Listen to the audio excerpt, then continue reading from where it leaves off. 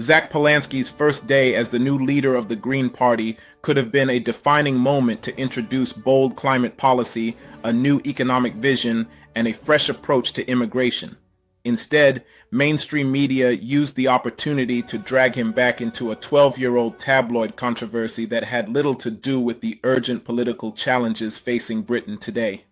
In this episode of the Reset 360, we unpack how the media framed this interview, how Zak responded, and why the focus on scandal over substance says more about political journalism than it does about the man himself. If you value real analysis beyond clickbait, don't forget to like, share, and subscribe. And stay with us to the end. We'll break down what this interview tells us about the future of progressive politics in the UK.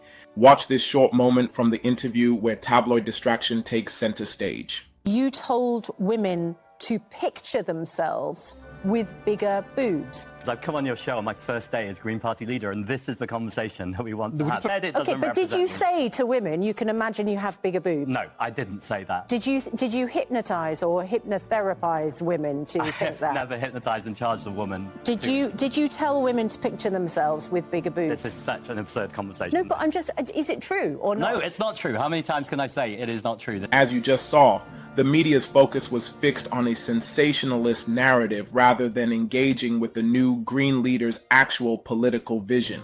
This wasn't a one-off moment. It set the tone for the entire interview. Instead of using this national platform to explore Zak Polanski's priorities on climate, inequality, and democratic reform, the host chose to amplify a tabloid headline from over a decade ago. Despite the distraction tactics, Polanski remained focused on what he sees as the real crisis Britain faces: economic inequality, environmental collapse, and the erosion of trust in public institutions. He outlined a clear direction for the Green Party, one that goes beyond traditional environmentalism and into a deeper critique of how power, money, and media function in the UK. His leadership message was rooted in the idea that marginal improvements from establishment parties are no longer enough. While he acknowledged that Labour might be slightly better on climate policy than the Conservatives, he argued that neither is meeting the scale of the challenge. From oil drilling in the North Sea to hedge fund donations influencing political platforms, Zak painted a picture of systemic compromise. For him, meaningful change requires more than just shifting the seats in Parliament. It means transforming the rules of the game. Zak was particularly critical of the binary choice between Labour and the Conservatives. He challenged the assumption that voters must continue to choose the lesser of two evils, and instead called attention to the need for a complete overhaul of how British politics is structured. For example, he criticised Labour's acceptance of donations from financial groups linked to fossil fuels, even as they claimed to champion climate action.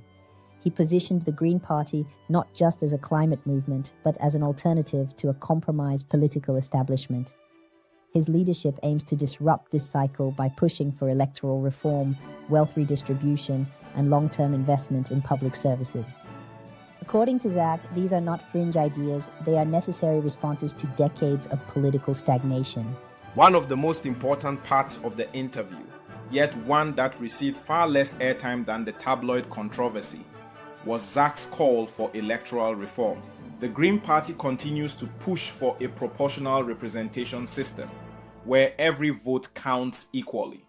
In the current first-past-the-post system, smaller parties often lose seats despite having significant national support. This disempowers voters and narrows the political imagination. Zak rejected the idea that Greens should step aside in marginal Labour-Conservative constituencies. To him, the real problem is not Green Party candidates splitting the vote. It's a voting system that punishes plurality. He urged larger parties, particularly Labour, to embrace reforms that could allow more inclusive and representative governance.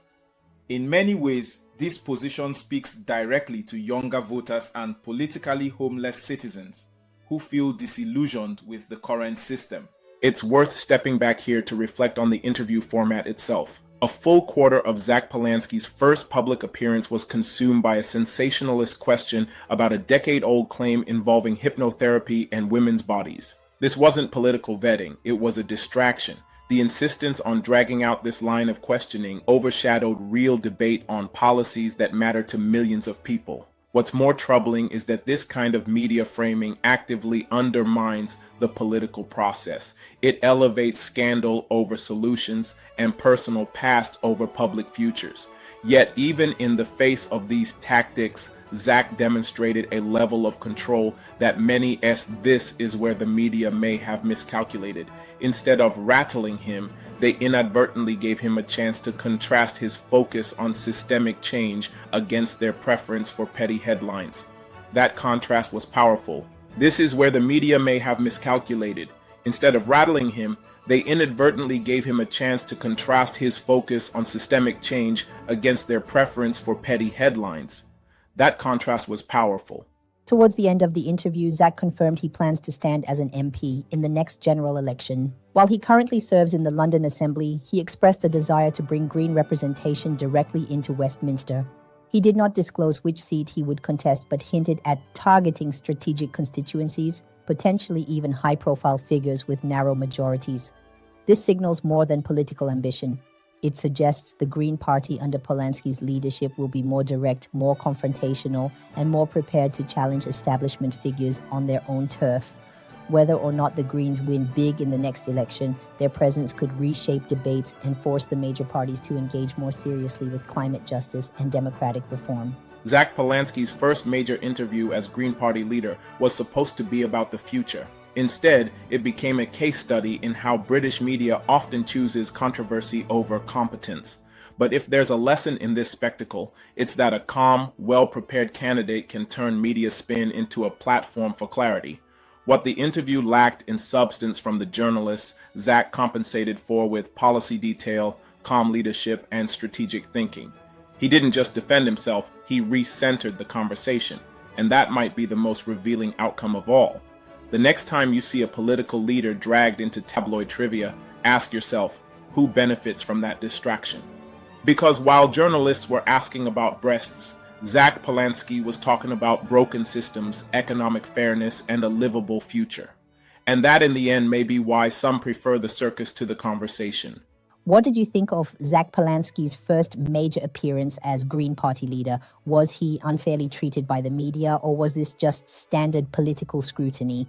Drop your thoughts in the comments, like if you value thoughtful political debate. Share this with someone who's tired of tabloid politics, and subscribe to the Reset 360, where we cut through the noise and bring you the real issues. Until next time, break, analyze, inform.